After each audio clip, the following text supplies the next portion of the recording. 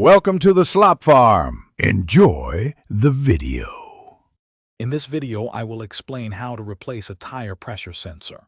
First, gather your essential tools, including a jack, a lug wrench, and your new TPMS sensor.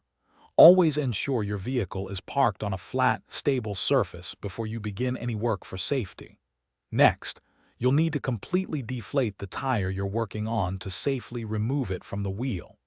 This initial preparation is crucial for a smooth replacement process. Now, let's remove the old sensor.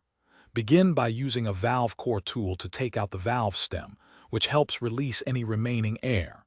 Next, you'll need to carefully break the tire bead from the rim. This can be done with a bead breaker or by carefully driving on the sidewall. Once the bead is broken, you can easily access and unbolt the old TPMS sensor from the wheel. With the old sensor out, it's time to install the new one.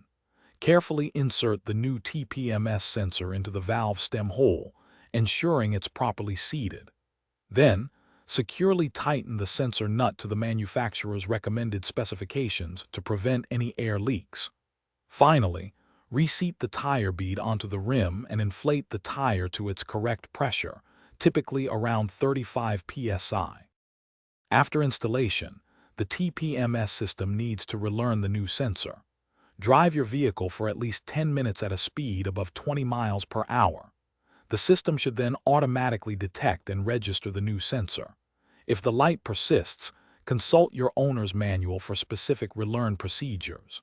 Also, remember to check the description for a link to amazing leak-proof containers for easy meal prep, plus other great deals. Thanks for watching. Consider subscribing if we helped you today.